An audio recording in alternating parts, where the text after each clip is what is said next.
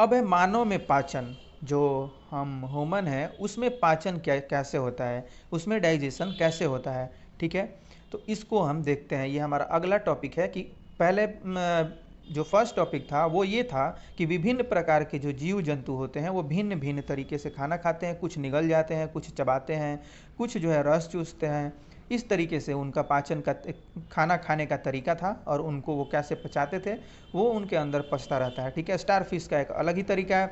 तो अब देखते हैं, भोजन एक सतत नली से गुजरता है। मनुष्य में, मानव में क्या होता है, भोजन सतत नली से गुजरता है। ठीक है, जो मुख गुहिका से प्रारंभ होकर गुदा तक जाती है। एक पूरा का पूरा तंत्र बना हुआ है मुख गुहिका, यानी कि हमारा जो वोकल कैविटी है उससे होकर के पूरा कहाँ तक जाता है, हमारे एनस तक जाता है, मल द्वार तक जाता है। ये पूरा का पूरा एक पाचन तंत्र का हिस्सा होता है। ठीक है, गुहिका तक, मुख गुहिका से प्रारंभ होकर गुदा तक जाता है, यानी कि एनस तक जाता है यहाँ से। ठीक है, उसके बाद क्या होता है, पूरा जो हम अध्ययन करेंगे इस नली को विभिन्न भागों में बांट सकते हैं। ठीक है, ये पूरा जो नली है हमारा, इसको आप विभिन्न भागों में बांट सकते हैं। मुख गुहिका यानी कि वोकल कैविटी। ठीक है, अब ग्रास नली जो है, ग्रास नली या ग्रासिका जिसको बोलते हैं, ग्रास नली या ग्रासिका यानी कि असोफेगस। ठीक है, ये ग्रास नली या ग्रासिका यानी कि ऑसोफेगस। ठीक है, इसको सबका मैं एक बार इंग्लिश में अंग्रेजी में नाम बता दे रहा हूँ जो कि आपको हिंदी से ज़्यादा उसको याद रखने में आसानी होगी। अमाशय है, उसके बाद अमाशय यानी कि पैंक्रियाज है, उसके बाद क्षुद्रांत यानी कि स्मॉल इंटेस्टाइन है, उसके बाद बृहदांत है आपका यानी कि लार्ज इंटेस्टाइन है, और उसके बाद आपका आता है मलद्वार यानी कि एनस। ठीक है, large intestine, small intestine, stomach, oesophagus और वोकल कैविटी। ये आपका नीचे से ऊपर की ओर था, और ऊपर से नीचे की ओर आपका ये है कि मुख गुहिका यानी कि वोकल कैविटी, उसके बाद आपका ग्रास नली, एसोफेगस, फिर अमाशय स्टोमच, अमाशय यानी कि स्टोमच, क्षुद्रांत यानी कि स्मॉल इंटेस्टाइन, बृहदांत यानी कि लार्ज इंटेस्टाइन। आपको मैं सारा बता दे रहा हूँ, और मलद्वार यानी कि एनस। ठीक है, आप ये समझ गए होंगे। उसके बाद आता है आपका, क्या यह बहुत लंबा मार्ग नहीं है। आप ये देख रहे हैं कि क्या यह बहुत लंबा मार्ग नहीं है। यहाँ आप ध्यान देंगे, अमाशय को मैंने पैंक्रियाज बोल दिया था, जो कि उसको अग्नाशय को बोलते हैं। ठीक है, तो ये अमाशय यानी कि स्टोमच होता है, पूरा का पूरा एक हिस्सा स्टोमच होता है। ठीक है, अब आगे बढ़ते हैं। ये सभी भाग मिलकर आहार नाल का निर्माण करते हैं, यानी कि पाचन नली का निर्माण करते हैं।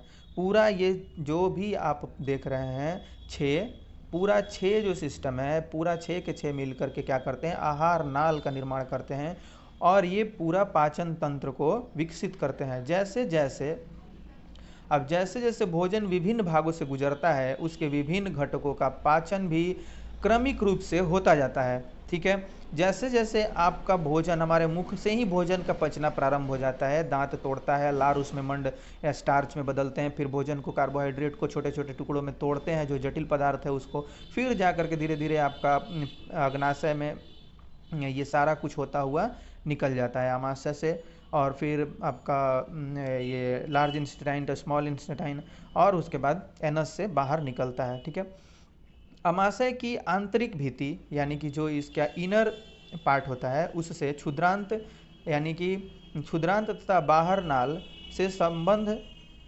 संबद्ध विभिन्न ग्रंथियाँ जैसे कि लार ग्रंथि, यकृत, अग्नाशय पाचक रस स्रावित करती हैं। ये सभी क्या हैं, आपका पाचक रस स्रावित करने वाली ग्रंथियां हैं। ठीक है, अमाशय की आंतरिक भित्ति, अमाशय जो होता है हमारा यानी कि स्टोमच होता है, उसका आंतरिक भित्ति यानी कि क्षुद्रांत यानी स्मॉल इंस्टेंटाइन, और फिर आहार नाल आपका जो एसोफेगस है, ये सभी क्या करती हैं, लार ग्रंथि, ये अमाशय, अग्नाशय है आपका, यहाँ इसको पैंक्रियाज बोलते हैं अग्नाशय को। ठीक है, ये सभी क्या करती हैं, पाचक रस स्रावित करती हैं, और यह पाचक रस क्या करता है, जटिल पदार्थों को उनके सरल रूप में बदलता है। आहार नाल एवं संबद्ध ग्रंथियां मिलकर पाचन तंत्र का निर्माण करती हैं। जो आपका केवल आहार नाल ही पूरा पाचन तंत्र नहीं कहलाता है, आहार नाल और जो संबद्ध ग्रंथियां हैं यानी कि आपका यकृत है, लार ग्रंथि है, अग्नाशय है, ये सारा मिल करके डाइजेशन सिस्टम का, डाइजेस्टिव सिस्टम का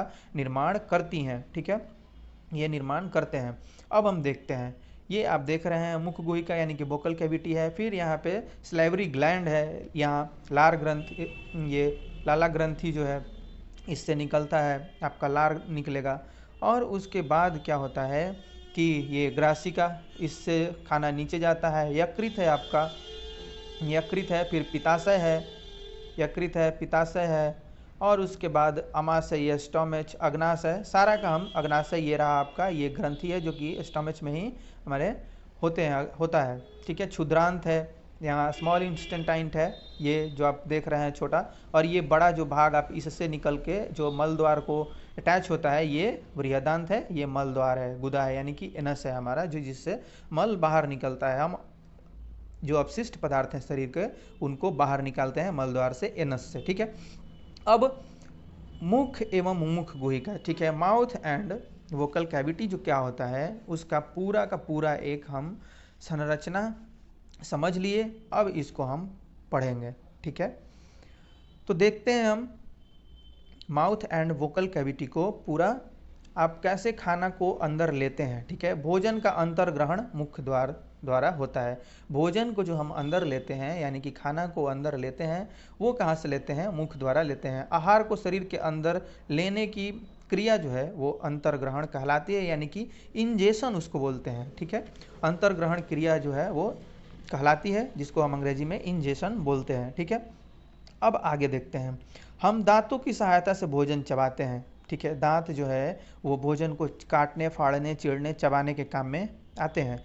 ठीक है, तथा यांत्रिक विधि द्वारा उसे छोटे छोटे टुकड़ों में पीस डालते हैं। दांत क्या करते हैं हमारे, ये छोटे छोटे टुकड़ों में भोजन को पीस देते हैं। प्रत्येक दांत मसूड़ों के बीच अलग अलग गर्तिका, यानी कि सॉकेट में धंसा रहता है। ठीक है, दांत की आकृति आपको मैं दिखा दूंगा यहाँ पे उसको। अब दांत के बारे में पहले पढ़ लेते हैं, उसके बाद हम लोग क्या करेंगे, पूरा देखेंगे कि क्या कैसे दांत का, कौन कौन से दांत का क्या क्या काम होता है। ठीक है, दांत को देख लेते हैं।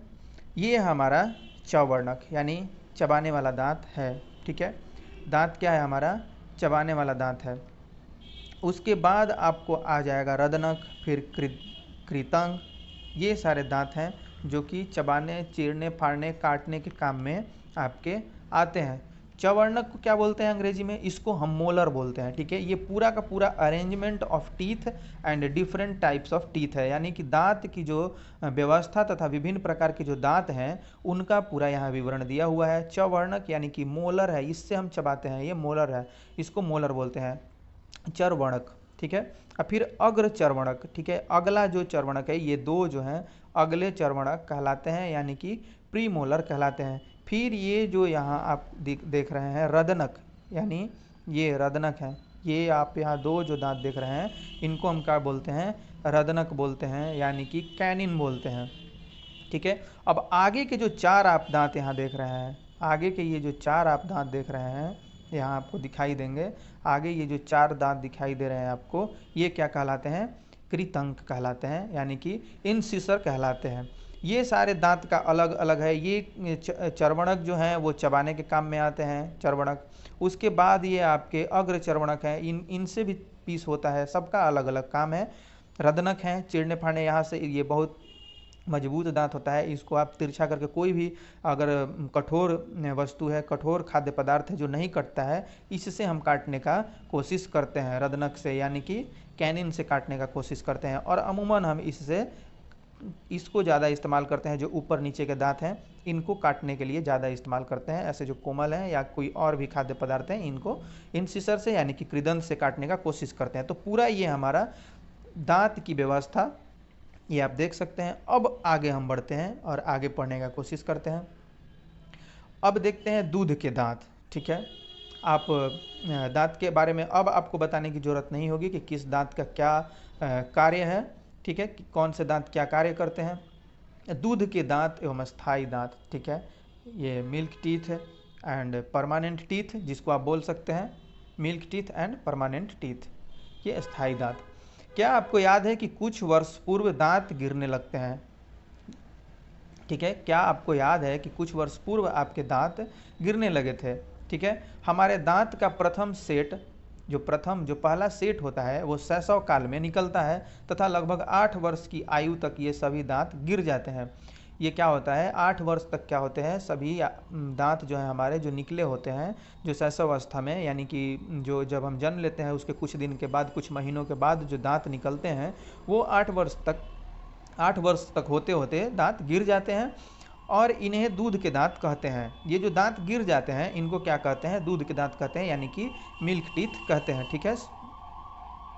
और अब क्या होता है, फिर आगे होता है, इन दांतों के स्थान पर दूसरे दांत निकलते हैं। इन दांतों के स्थान पर क्या होता है, दूसरे दांत निकलते हैं जो अस्थाई दांत कहलाते हैं, यानी कि परमानेंट टीथ आपके कहलाते हैं। मिल्क टीथ होता है जो कि 8 वर्ष तक पूरा का पूरा आपका जो भी शैशवावस्था में दांत निकला था वो दांत गिर जाते हैं, उसके बाद परमानेंट टीथ आपके आते हैं, यानी कि अस्थाई दांत आते हैं।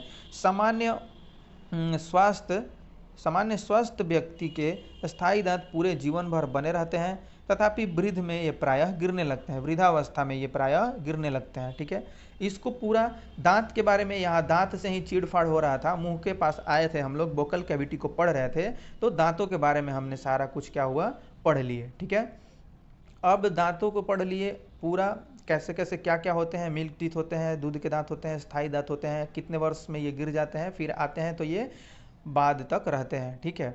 अब यहाँ हम लोग देखते हैं कि उबला चावल, चबाया चावल, ठीक है, चावल पहले उबलता है जल में, फिर क्या बनता है, पक जाता है, उसके बाद ये चावल क्या होता है, चबाया जाता है हमारे मुंह के द्वारा।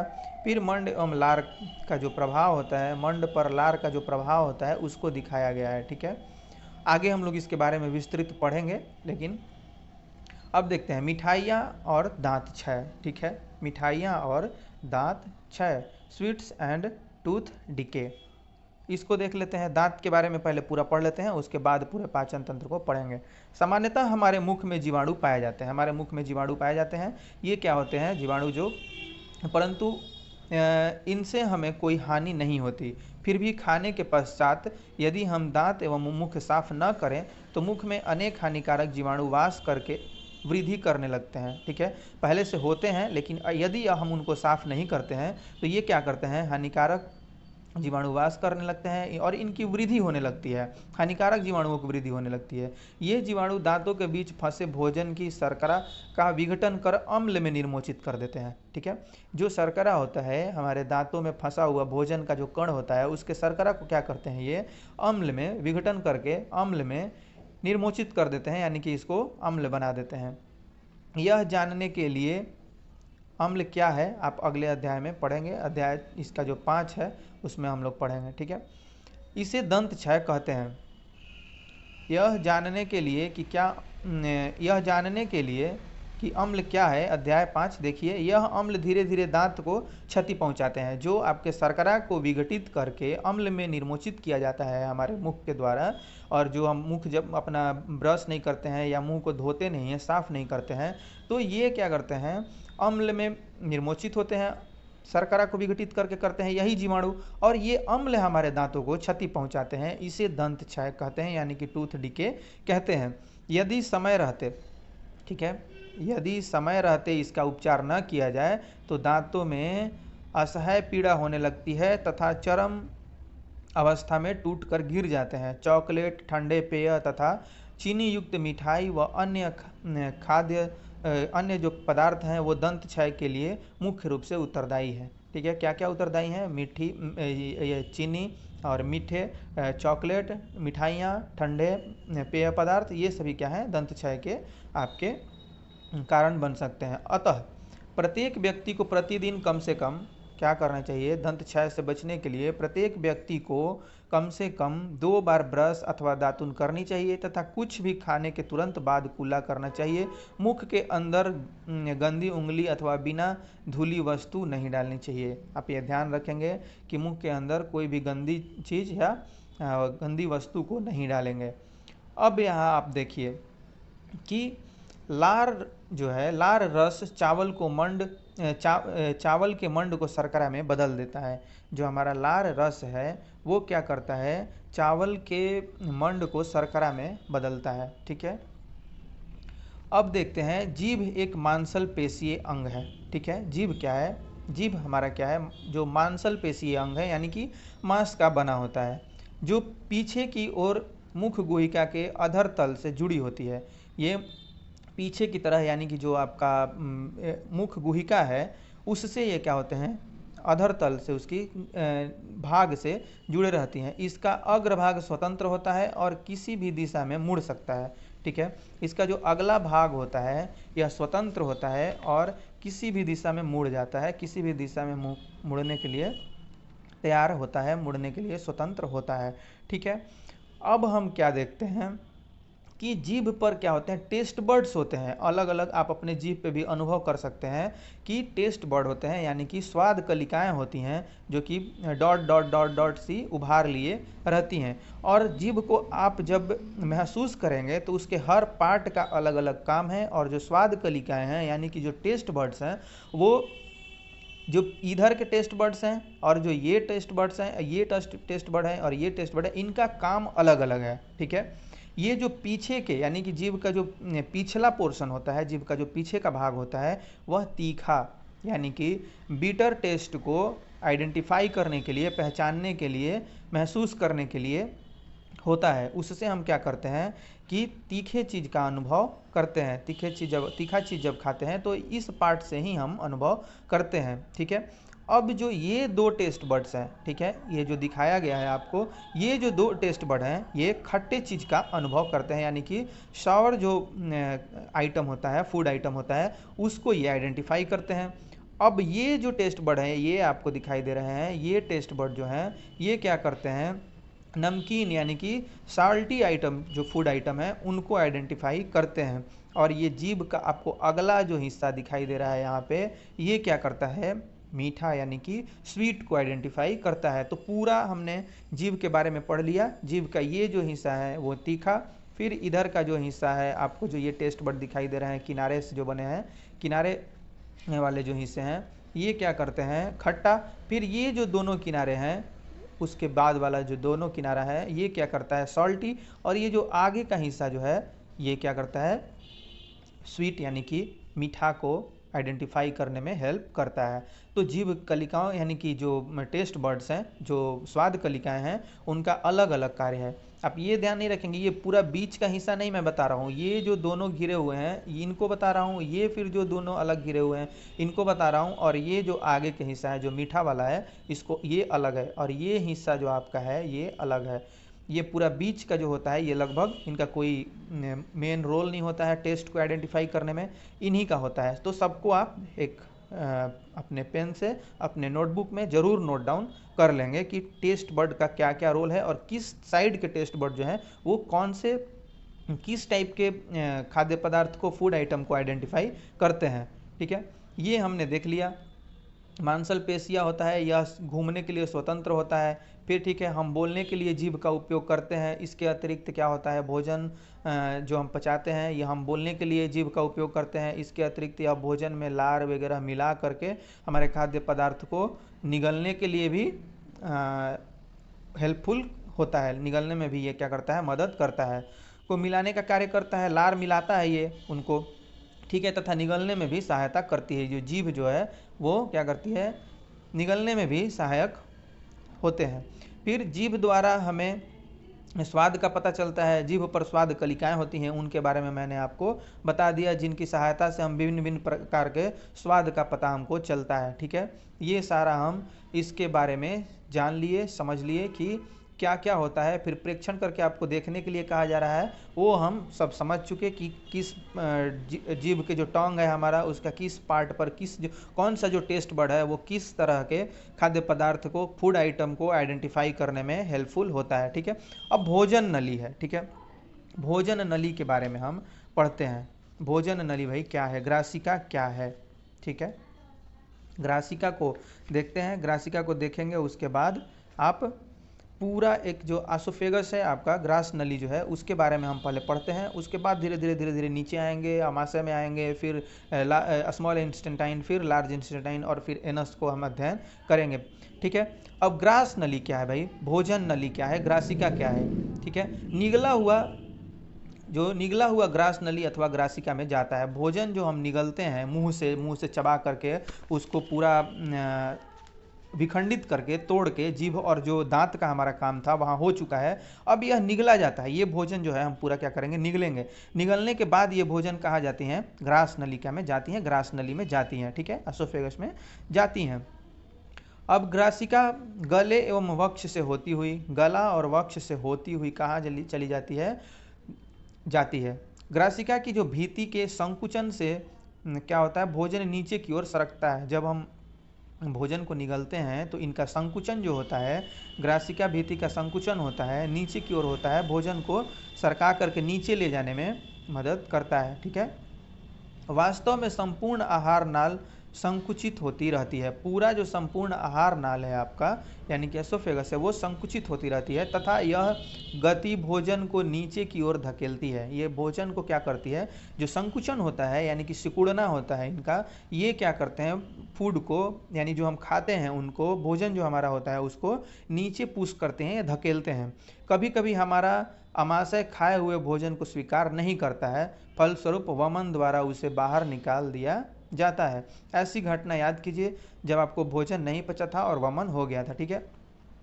तो क्या होता है कि कभी कभी हमारा जो पेट है, अमाशय है, वो भोजन को एक्सेप्ट नहीं करता है, जो यानी कि फूड पॉइजनिंग हो जाता है, कुछ ऐसा वैसा हम खाद्य पदार्थ को खा लेते हैं तो अमाशय क्या करता है, उसको स्वीकार नहीं करता है और वोमिटिंग हो जाता है, यानी कि वमन हो जाता है, ठीक है, और उसे बाहर निकाल दिया जाता है। अब देखते हैं, ये पूरा भोजन है आपका, ये पूरा जे आकार लिए होता है, पूरा आपका ये भोजन है, फूड है, फिर ये ग्रासिका है, अमाशय है, स्टोमच है, और ये एसोफेगस है, ठीक है। यहाँ से सरकता हुआ नीचे आता है, नीचे आने के बाद ये क्या करता है, आपका अमाशय में आता है, जो कि यह चपटा जे आकृति का होता है।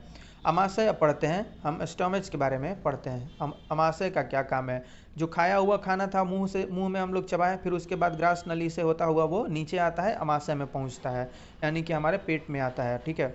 अमाशय मोटी भीति वाली थैली नुमा संरचना है। अमाशय क्या है, मोटी भीति वाली थैली नुमा संरचना है। यह चपटा एवं जे की आकृति का होता है, ठीक है। यह कैसा होता है, चपटा एवं जे की आकृति का होता है। आहार नाल का सबसे चौड़ा भाग है। यह जो आहार नाल है इसका क्या है, सबसे चौड़ा भाग है, और यह एक ओर ग्रासिका से खाद्य प्राप्त करता है तथा दूसरी ओर यह क्षुद्रांत में खुलता है। एक ओर ऊपर के तरफ से क्या करता है, ग्रासिका से खाद्य को प्राप्त करता है, यानी कि फूड जो है, जो तोड़ा फोड़ा टूटा हुआ विघटित जो विखंडित फूड है उसको क्या करता है, ग्रासिका से प्राप्त करता है, तथा दूसरी ओर वो क्षुद्रांत यानी कि हमारा जो स्मॉल इंटेस्टाइन है उसमें खुलता है और उसमें जाता है, ठीक है, वहाँ पहुँचता है। अमाशय का आंतरिक स्तर जो है, अमाशय का आंतरिक स्तर श्लेष्म, हाइड्रोक्लोरिक अम्ल तथा पाचक रस स्रावित करता है। अमाशय का आंतरिक भाग हमारा क्या करता है, आंतरिक स्तर जो है, सतह जो क्या करता है, श्लेष्म, हाइड्रोक्लोरिक अम्ल तथा पाचक रस स्रावित करता है। यह क्या करता है, हाइड्रोक्लोरिक अम्ल को और पाचक रस को स्रावित करता है। श्लेष्म अमाशय के आंतरिक स्तर को सुरक्षा प्रदान करता है। यही जो श्लेष्म है क्या करता है, आंतरिक जो हिस्सा है हमारे पेट का, स्टोमच का, उसको सुरक्षा प्रदान करता है। अम्ल अनेक ऐसे जीवाणुओं को नष्ट करता है जो भोजन के साथ वहाँ पहुँच जाते हैं। जो भी हानिकारक जीवाणु हैं, जो हाइड्रोक्लोरिक अम्ल निकलता है वो क्या करता है, उनको मार देता है, उनको नष्ट करता है, जो भोजन के साथ वहाँ पहुँच गए थे। साथ ही यह माध्यम को अम्लीय बनाता है, ठीक है। यह क्या करता है, माध्यम को अम्लीय बनाता है, जिससे पाचक रसों को क्रिया करने में सहायता होती है। पाचक रस यानी कि जठर रस प्रोटीन को सरल पदार्थों में विघटित करते हैं, ठीक है।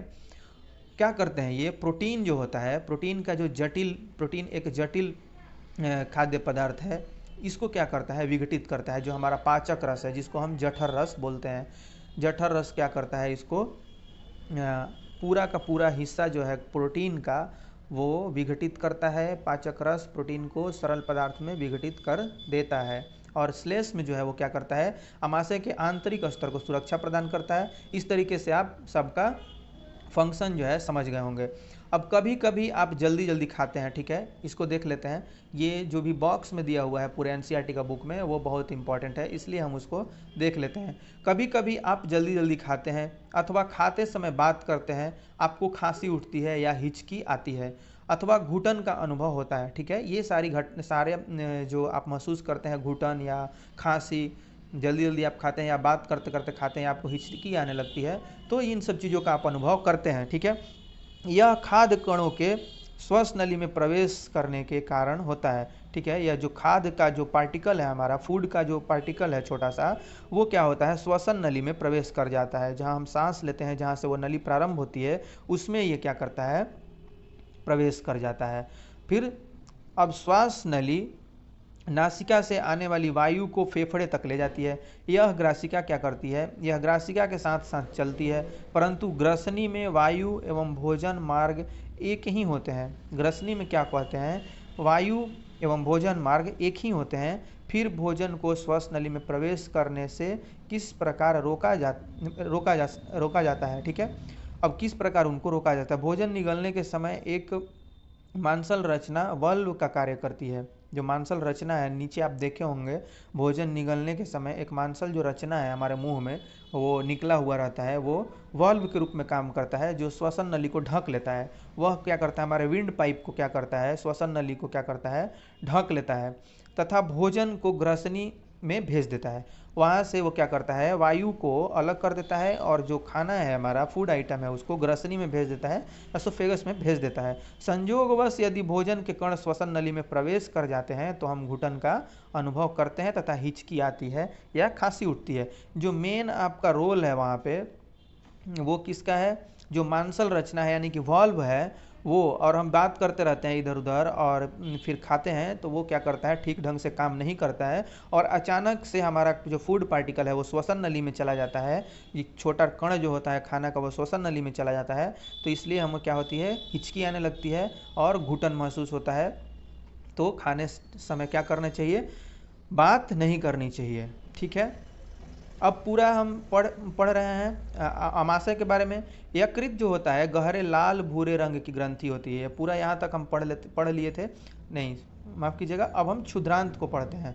क्षुद्रांत यानी कि स्मॉल इंस्टेंटाइन को पढ़ते हैं। क्षुद्रांत भाई क्या है, छोटी आंत क्या है, छोटी आंत को ही क्षुद्रांत यहाँ पे लिखा गया है। क्षुद्रांत अमाशय को पढ़ लिए, उसके बाद ये क्षुद्रांत आता है। क्षुद्रांत में ही खुलता है ये, आपको बताया गया है कि ग्रास नली से जुड़ता है ऊपर की ओर और नीचे की ओर ग्रास नली से भोजन प्राप्त करता है और नीचे की ओर ये क्या होता है, जुड़ता है क्षुद्रांत से, जो हमारा अमाशय है, ठीक है।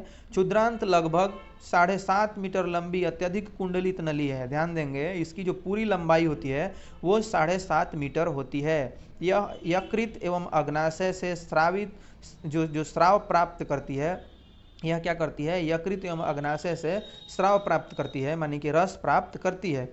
इसके अतिरिक्त इसकी भीति से भी कुछ रस स्रावित होते हैं। इसके भी अंदर से जो, जैसे कि अमाशय जो हमारा था वो श्लेष्म स्रावित करता था और HCl को स्रावित करता था, वैसे ही क्षुद्रांत की भी जो भीति होती है, वॉल जो उसका होता है, दीवार जो होती है उसकी, वो क्या करती है, ये भी रस को स्रावित करती है, ठीक है। रस को ये क्या करते हैं, स्रावित करते हैं। यकृत गहरे लाल भूरे रंग की ग्रंथि है। अब इनका सारा पार्ट है, यानी कि वो ग्रंथि भी है जिसमें आपका अग्नाशय और ये यकृत आते हैं। इनका फंक्शन इसी में अटैच होता है। ये सारा मिल करके क्या बनाते हैं, हमारा डाइजेस्टिव सिस्टम को बनाते हैं। अब यकृत है, इसको देख लेते हैं। यकृत गहरे लाल भूरे रंग की ग्रंथि है जो उदर के ऊपरी भाग में दाहिनी ओर अवस्थित होती है, ठीक है। यहाँ हम पिक्चर में देखे थे, उदर के दाहिनी भाग में, दाहिनी ओर यहाँ पे व्यवस्थित रहती है। इसको आपको मैं फिर से दिखा देता हूँ कि कहाँ ये हमारा रहता है। देखिए यकृत यहाँ पे आप यकृत को देख सकते हैं, जो कि दाहिनी ओर यहाँ उपस्थित रहता है, ठीक है। फिर पित्ताशय आपका गॉल ब्लैडर है, अमाशय यहाँ रहता है, ठीक है। ये सारा अग्नाशय के बारे में भी पढ़ेंगे, जो कि पैंक्रियाज, ये भी एक ग्रंथि है, इसके बारे में पढ़ेंगे। ये यहाँ पे उपस्थित रहता है, ये पूरा का पूरा स्टोमेच का ही हमारा पार्ट होता है। ये सारी ग्रंथियाँ होती हैं, ठीक है। यकृत और ये अग्नाशय, ये सारी ग्रंथियाँ हैं जो रस को स्रावित करती हैं, अन्य प्रकार के रसों को स्रावित करती हैं, जो कि भोजन को तोड़ने और इनको पचाने में हमें मदद करती हैं। ठीक है। यकृत गहरे लाल भूरे रंग की ग्रंथि है। यकृत को हम देख चुके ऊपर कि यह गहरे भूरे लाल रंग की ग्रंथि है जो उदर के ऊपरी भाग में दाहिनी ओर की अवस्था में दाहिनी ओर अवस्थित होती हैं। यह शरीर की क्या है, सबसे बड़ी ग्रंथि है। यह पीत रस स्रावित करती है जो एक थैली में संग्रहित होता रहता है। इसे क्या कहते हैं, पित्ताशय कहते हैं। यह क्या करती है, पीत रस को स्रावित करती है और यह कहाँ जाके इकट्ठा होता है, पित्ताशय में इकट्ठा होता है। यह क्या करती है, बाइल जूस को स्रावित करती है और यह पूरा का पूरा जो पीत रस है वो गाल ब्लैडर में जा करके इकट्ठा होता है। ठीक है, इसको हम पित्ताशय कहते हैं। इसमें जाकर के संग्रहित होता है, इकट्ठा होता है।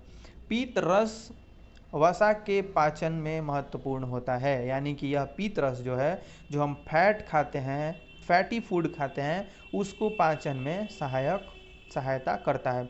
अग्नाशय हल्के पीले रंग की बड़ी ग्रंथि है जो अमाशय के ठीक नीचे स्थित होती है। अब हम पढ़ते हैं अग्नाशय यानी कि पैंक्रियाज के बारे में, जो कि क्या होती है, अमाशय के बस थोड़ा नीचे अवस्थित होती है, स्थित होती है। अग्नाशयी रस यानी कि कार्बोहाइड्रेट एवं प्रोटीन पर क्रिया करती है। कार्बोहाइड्रेट्स एवं प्रोटीन पर क्रिया करता है। ये अग्नाशयी जो रस होता है वो क्या करता है, प्रोटीन और कार्बोहाइड्रेट पर क्रिया करता है तथा उनके सरल रूप में परिवर्तित कर देता है। इनको क्या करता है, सरल रूप में परिवर्तित कर देता है और फिर इसके आंशिक रूप से पचा भोजन अब क्षुद्रांत से निकल निचले भाग में पहुंचता है। ठीक है, आंशिक रूप से ये भोजन पच जाता है। अब यह क्या होता है, क्षुद्रांत के निचले भाग में पहुंचता है जहां आंत्र रस पाचन क्रिया को पूर्ण कर देती हैं। जो भी हमारे आंत से रस निकलता है वो क्या करती हैं, भोजन को पूरा पचा देती हैं। अब कार्बोहाइड्रेट सरल शर्करा जैसे कि ग्लूकोज में परिवर्तित हो जाते हैं। कार्बोहाइड्रेट जो हैं वो क्या है, सरल शर्करा जैसे कि ग्लूकोज में परिवर्तित हो जाते हैं। वसा अम्ल एवं ग्लिसरॉल में तथा प्रोटीन अमीनो अम्ल में परिवर्तित हो जाता है। इसको आप इस पूरे लाइन पर विशेष रूप से ध्यान देंगे। ठीक है, ये इम्पॉर्टेंट है परीक्षा के लिए। शर्करा, कार्बोहाइड्रेट क्या है, वह सरल शर्करा जैसे कि ग्लूकोज में परिवर्तित हो जाता है। और वसा क्या है, वसा अम्ल। ठीक है, वसा किस में होता है, वसा अम्ल एवं ग्लिसरॉल में। तथा प्रोटीन जो होता है वो एमिनो अम्ल में परिवर्तित हो जाता है। फैट जो हमारा होता है वो फैटी एसिड और ग्लिसरॉल में। कार्बोहाइड्रेट जो होता है वो ग्लूकोज में। इसके बाद प्रोटीन जो होता है अमीनो अम्ल में परिवर्तित हो जाती है। यहाँ पे ही हमारे क्षुद्रांत में ही, ठीक है, क्षुद्रांत में ही क्या होती है, परिवर्तित हो जाती है। अब क्षुद्र अंत में अवशोषण, ठीक है, इनका ऑब्जर्प्शन कैसे होता है, ऑब्जर्प्शन इन स्मॉल इंस्टेंटाइन। ठीक है, क्षुद्र आंत में, छोटी आंत में जो हम खाना खाते हैं उनका अवशोषण कैसे होता है, इनका ऑब्जर्प्शन कैसे होता है। ठीक है, पचा हुआ भोजन अवशोषित होकर क्षुद्रांत की भीति में स्थित रुधिर वाहिकाओं में चला जाता है। जो भी रुधिर वाहिकाएं हैं उनमें ये चले जाते हैं। ठीक है, अब इस प्रक्रम को अवशोषण कहते हैं। ये पूरा जो प्रक्रम है वो अवशोषण कहलाता है, यानी कि ऑब्जर्प्शन कहलाता है। क्षुद्रांत की आंतरिक भित्ति पर उंगली के समान उभरी हुई संरचनाएं होती हैं। इनमें क्या होती हैं, उंगली नुमा, आप जैसे कि पूरा ये आप देख रहे हैं इंस्टेंटाइन, इसमें उंगली नुमा ये संरचना बनी होती है।